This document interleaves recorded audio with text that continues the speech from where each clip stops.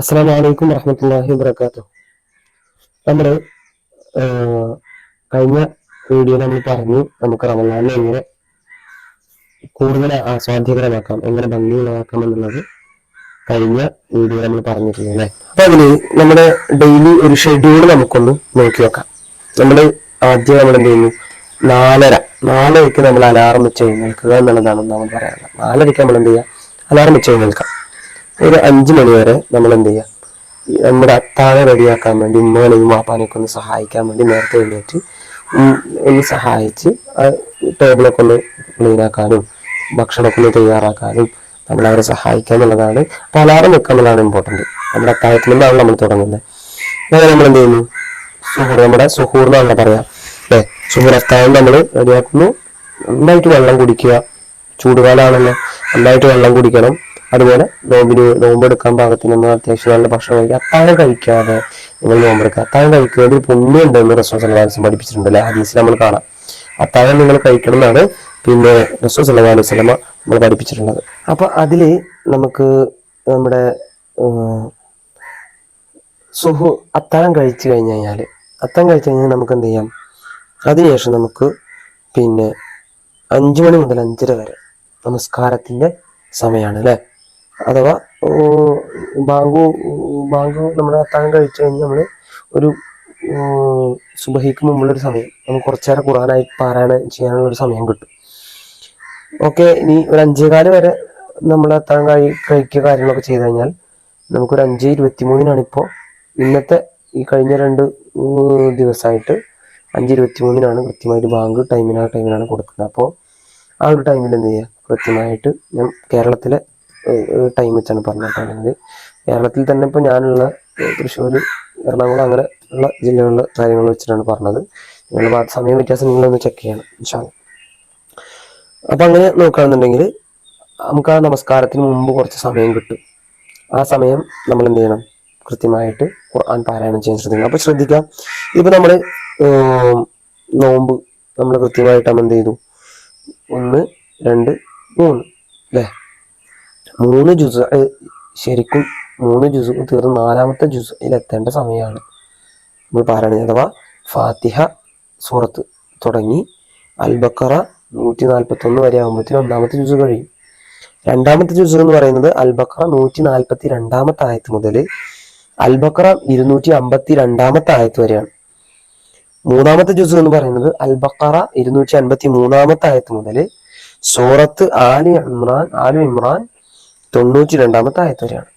അപ്പൊ ഇന്നത്തേക്ക് നിങ്ങൾ ജുസ് 4 ആലു ഇമ്രാൻ 93 മുതൽ സൂറത്തു നിസാ 23 ആയത്ത് വരെ നിങ്ങൾ ഇന്ന് പാരായണം ചെയ്ത് റെഡിയാക്കിയിരിക്കണം എന്നുള്ളതാണ്. അപ്പൊ ഇന്നത്തെ ദിവസം വരെ 4 ജുസ് തീരേണ്ട സമയമാണ് ആയിട്ടുള്ളത്.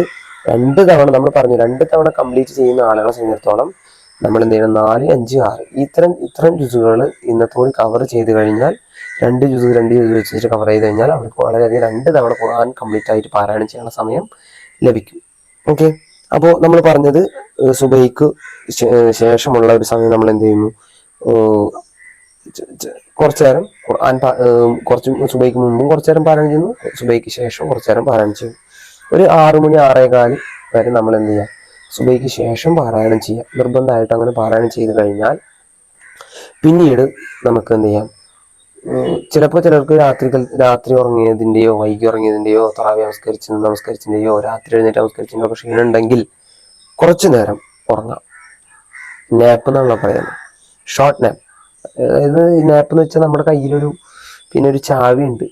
ചാവി പിടിച്ച് നമ്മളിങ്ങനെ ഉറങ്ങുകയാണെന്ന് വിചാരിച്ചു, എന്നിട്ട് ആ ചാവി വീണ് കഴിഞ്ഞാൽ നമ്മൾ അറിയും.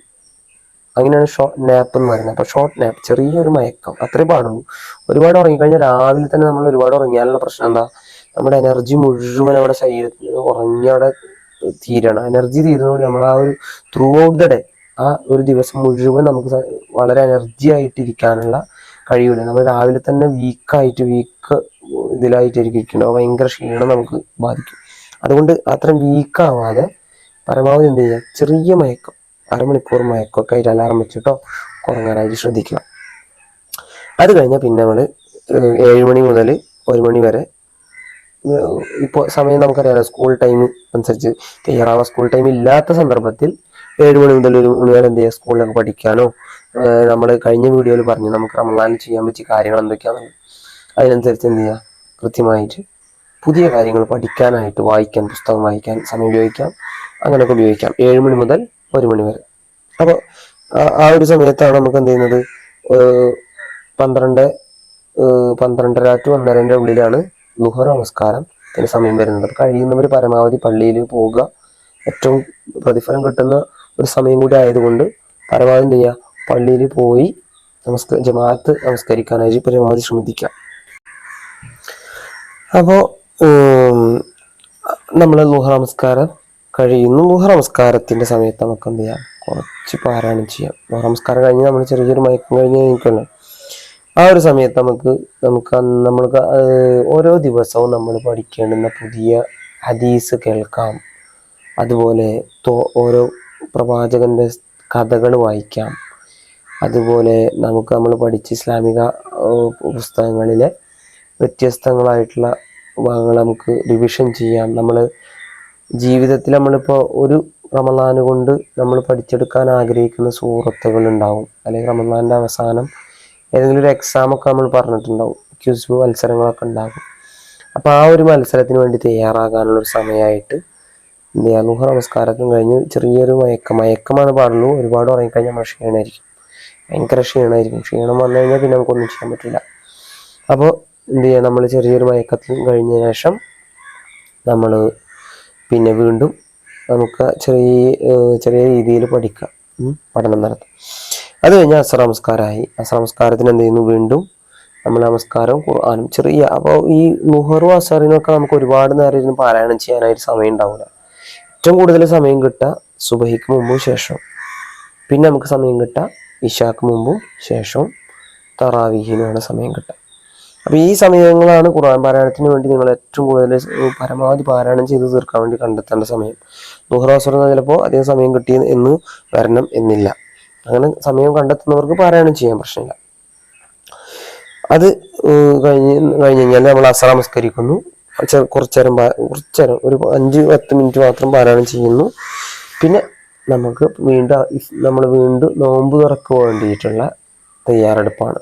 ഉമ്മാനെ സഹായിക്കാനും, വീട്ടിൽ കുറേ പേരുണ്ടെങ്കിൽ ഒരുപാട് സംഗതികൾ ഉണ്ടാക്കാനും കൊണ്ടുവരാനും വാങ്ങിക്കൊണ്ടുവരാനും, അത് പരസ്പരം സഹകരിച്ച് പരസ്പരം അന്നത്തെ ദിവസത്തെ ഇതിലെല്ലാവർക്കും വേണ്ടി പ്രാർത്ഥിച്ച്,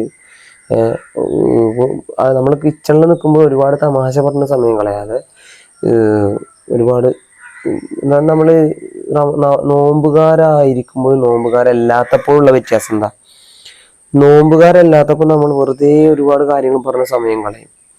നോമ്പുകാരാകുമ്പോൾ നമ്മൾ ശ്രദ്ധിക്കേണ്ടതാണ് അള്ളാഹു താല പറഞ്ഞ, റസൂൽ പഠിപ്പിച്ച കാര്യങ്ങൾ. മോശം വാക്കുകൾ ഒഴിവാക്കാതെ, മറ്റുള്ളവരെ പരിഹസിക്കാതെ, അപഹസിക്കാതെ, അസഭ്യ വാക്കുകൾ ഉപയോഗിക്കാതെ, അല്ലെങ്കിൽ ആരും കാണാതെ ഒക്കെ എന്തെങ്കിലുമൊക്കെ കഴിക്കുക കുടിക്കുകയൊക്കെ ചെയ്യുന്നത് അവരുടെ നോമ്പ് ആർക്കാണ് ആവശ്യം? അവർ കുറേ ബാക്കിയുള്ളവരുടെ മുമ്പിൽ കുറേ വിശപ്പ് സഹിച്ചു ദാഹമകറ്റി എന്നല്ലാതെ അവരുടെ നോമ്പ് ആർക്കാണ് ആവശ്യം എന്ന് അള്ളാഹു താല നമ്മൾ ഇവിടെ ചോദിക്കുന്നൊരു ചോദ്യം. റസൂൽ സല്ലല്ലാഹു അലൈഹി വസല്ലം പഠിപ്പിക്കുന്നൊരു പാഠം നമുക്കറിയാം അല്ലേ. അപ്പം അതുകൊണ്ട് പരമാവധി നമ്മൾ ഒരുമിച്ച് നിൽക്കുമ്പോഴും പരസ്പരം നന്മ പറയാനും, അത്തരം കഥകൾ ഷെയർ ചെയ്യാനും, അന്നത്തെ ദിവസത്തെ അവലോകനം ചെയ്യാനും ഉപയോഗിക്കുക. പരസ്പരം സന്തോഷ വാക്കുകൾ പറയുക, ആരെയും അപമാനിക്കാത്ത, ആരുടെ അഭിമാനത്തിന് കോട്ടം തട്ടാത്ത, പരസ്പരം ദേഷ്യപ്പെടാത്ത, വഴക്കിലേർപ്പെടാത്ത, തർക്കങ്ങൾ ഉണ്ടാവാൻ സാധ്യതയില്ലാത്ത വാക്കുകളും സംസാരങ്ങളും ഉണ്ടാകുക. കാരണം ഇബ്ലീസ് പരമാവധി നന്മയിൽ നിന്ന് നമ്മൾ വിട്ടു നിൽക്കാൻ നമ്മളെ പ്രേരിപ്പിക്കുന്ന, സ്വർഗത്തിന്റെ കവാടങ്ങൾ തുറക്കപ്പെടുന്ന മാസത്തിൽ തന്നെ അബദ്ധത്തിൽ ചെന്ന് ചാടാൻ, നമ്മളെ ചാടിപ്പിക്കാൻ വേണ്ടി ഇബ്ലീസ് സദാ ഉണ്ടാകും. അപ്പോൾ നോമ്പുകാരാണ് എന്നുള്ള ചിന്ത എപ്പോൾ ഉണ്ടാകുകയും അങ്ങനെ ഇഫ്താർ പ്രിപ്പറേഷന് വേണ്ടി നമ്മൾ തയ്യാറാകുന്നതാണ്. 6:30 അല്ലേ, നമ്മുടെ നോമ്പ് തുറക്കുന്ന സമയം 6:30 to 7 മണിയാണ്. ആ സമയത്ത് നമ്മൾ എന്ത് ചെയ്യുന്നു, 6:30 to 7:30 ഓക്കെ, ഇഫ്താറിന് റെഡിയാകുന്നു, സാധനങ്ങൾ റെഡിയാക്കുന്നു, നോമ്പ് തുറക്കുമ്പോൾ പ്രാർത്ഥനകൾ അറിയാം. ദഹബല്ലമഉ വബതല്ലത്തിൽ ഉറൂഖു സബത്തൽ അജുറു ഇൻഷാ അള്ളാഹ് എന്നുള്ളത് കൃത്യമായിട്ട് പ്രാർത്ഥിക്കുക. അതിനുശേഷം 7:30 മുതൽ 8:30 വരെ ഫാമിലി റിലാക്സേഷനാണ്. എല്ലാവരും ഒരുമിച്ചിരിക്കുന്നു, സംസാരിക്കുന്നു. അതുപോലെ പ്രാർത്ഥനകളുണ്ടെങ്കിൽ ഇന്നത്തെ എത്ര ജുസുആയി, എത്ര ഖുർആൻ പാരായണം ചെയ്തു, പരസ്പരം ഷെയർ ചെയ്യുക. എത്ര ഹദീസുകൾ ഞാൻ വായിച്ചു, എന്തൊക്കെ പഠിച്ചു, അങ്ങനെ പരസ്പരം എന്ത് ചെയ്യുക, കുറെ ഇസ്ലാമികപരമായിട്ടുള്ള കാര്യങ്ങൾ ഷെയർ ചെയ്യാം. 8 മുതൽ 9:30 വരെ വീണ്ടും നമ്മൾ ഇശാ നമസ്കാരത്തിന് വേണ്ടി തയ്യാറാവാണ്. ഇശാ നമസ്കാരത്തിന് മുമ്പ് നമുക്ക് കുറച്ച് നേരം പാരായണം ചെയ്യാനുള്ള സമയം കിട്ടും. ഇശാ നമസ്കാരത്തിന് മുമ്പ് പാരായണം നന്നായി ചെയ്തിട്ട് ഇശാ നമസ്കരിക്കുന്നു. ഇശാ നമസ്കാരത്തിന് ശേഷം നമുക്ക് തറാവീഹ് നേരെ നമ്മൾ തുടങ്ങലാണ് സാധാരണ ഇവിടെ എല്ലാത്തുള്ളത്. അപ്പോൾ തറാവീഹ് നമ്മൾ നിൽക്കുന്നു. തറാവീഹിന് നമ്മൾ വീണ്ടും നമുക്ക് നോക്കി ഓതാം. ഇപ്പൊ നമ്മൾ ഒറ്റക്കാണെങ്കിൽ നമ്മൾ നോക്കി ഓതാം. ഇനി ഇമാമിന്റെ പിന്നാണെന്നുണ്ടെങ്കിൽ ഖുർആനുണ്ടെങ്കിൽ ഖുർആനിൽ നോക്കാം. ഇമാമ എവിടെയാണോ പാരായണം ചെയ്തത് നോക്കി അതിനിപ്പം പാരായണം ചെയ്യാം. പിന്നെ അത് കേൾക്കാം, നമ്മൾ കേട്ടുകൊണ്ട് അത് ഇതാക്കാം കൃത്യമായിട്ട്. അപ്പൊ തറാവീഹിന്റെ ഇടയിൽ ആദ്യത്തെ 10, ഇത് ആദ്യത്തെ 10 അല്ലേ. ആദ്യത്തെ 10 പ്രാർത്ഥന എന്താണ്? അല്ലാഹുമ്മ ഇർഹംനി യാ അർഹമ റാഹിമീൻ എന്നുള്ളതാണ് അല്ലേ. ഓക്കെ, അപ്പൊ അത് പാരായണം ചെയ്യാം. അതിനുശേഷം ഒരു 9:45 10 മണിയോടുകൂടി ഏകദേശം തറാവീഹൊക്കെ കഴിയുന്നു. ഖുർആൻ പാരായണം ചെയ്യുന്നവർക്ക് അപ്പോൾ പാരായണം ചെയ്യാം. ഇല്ലെങ്കിൽ ആ സമയത്ത് എന്ത് ചെയ്യാം, കിടന്നുറങ്ങും.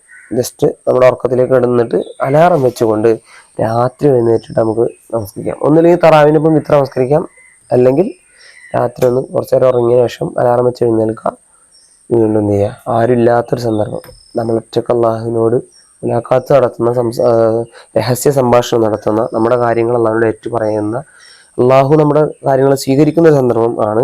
അപ്പം അത് എന്ത് ചെയ്യുക, നന്നായിട്ട് ഉപയോഗിക്കുക. വീണ്ടും എന്ത് ചെയ്യുക, നമ്മൾ ഉറങ്ങുന്നു, നമ്മൾ അത്താഴത്തിന് വേണ്ടി എഴുന്നേൽക്കുന്നു. ഇതൊരു ലൂപ്പായിട്ട്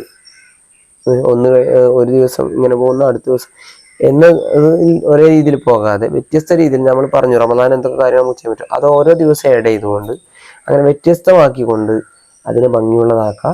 ഈ ഷെഡ്യൂള് കൃത്യമായിട്ട് ഞാനൊരു ഉദാഹരണം പറഞ്ഞതാണ്. നിങ്ങൾക്ക് ഷെഡ്യൂൾ അനുസരിച്ച് കൃത്യമായിട്ട് പോവുക. അടുത്ത വീഡിയോയിൽ ഓരോ ദിവസവും ഏതൊക്കെ എത്ര ജുസ് ആണ് തീർക്കേണ്ടത് എന്നുള്ള രീതിയിലുള്ളൊരു വീഡിയോ നിങ്ങൾക്ക് അതിലൂടെ പറഞ്ഞു തരാം. അപ്പോൾ നമുക്ക് കൃത്യമായി 2 തവണ വളരെ ഭംഗിയോടുകൂടെ വളരെ എളുപ്പത്തിൽ നമുക്ക് ഖുർആൻ കംപ്ലീറ്റ് ആക്കാനായി സാധിക്കും. അള്ളാഹു നമ്മൾ അത്തരത്തിൽ ഖുർആൻ പൂർണ്ണമായി പാരായണം ചെയ്യുന്ന, അതിനെ പൂർത്തിയാക്കുന്ന, കൃത്യമായിട്ട് പഠിക്കുന്ന, പരസ്പരം അതിനെക്കുറിച്ച് അറിവ് പകരുന്ന സത്യവിശ്വാസികൾ ഉൾപ്പെടുത്തുമാറാകട്ടെ. ഇനിയും റമദാനിലെ കുറേ സ്വഭാവ മൂല്യങ്ങളും പഠിക്കേണ്ടതുണ്ട്. നമ്മൾ സമൂഹത്തിൽ നടന്നുകൊണ്ടിരിക്കുന്ന ഒരുപാട് കാര്യങ്ങൾ, അത് ഇതിലൊക്കെ അറിവ് ഉൾക്കൊള്ളാനുള്ള ഒരു സന്ദർഭം റമദാൻ കൂടിയാണ്. അപ്പം അത് ഇൻഷാ അല്ലാഹ് വരുന്ന ദിനങ്ങളിൽ നമുക്ക് പങ്കുവെക്കാം. എങ്ങനെ നമുക്ക് സ്വഭാവ മൂല്യങ്ങൾ, ഉയർന്ന സ്വഭാവ മൂല്യങ്ങൾ നമ്മുടെ ജീവിതത്തിൽ ഏറ്റുപിടിക്കാം. അടുത്ത ഒരു റമദാൻ വരെ നമ്മൾ ഉണ്ടാവേണ്ട സ്വഭാവ മൂല്യങ്ങൾ ഉണ്ടാക്കിയെടുക്കേണ്ട ഒരു സമയം കൂടിയാണല്ലോ. അപ്പം അതിന് അല്ലാഹു തആല അത്തരത്തിലുള്ള സ്വഭാവ മൂല്യങ്ങൾ ഉണ്ടാക്കിയെടുക്കാൻ നമ്മെ സഹായിക്കുമാറാകട്ടെ. അസ്സലാമു അലൈക്കും വറഹ്മത്തുള്ളാഹി വബറകാതുഹു.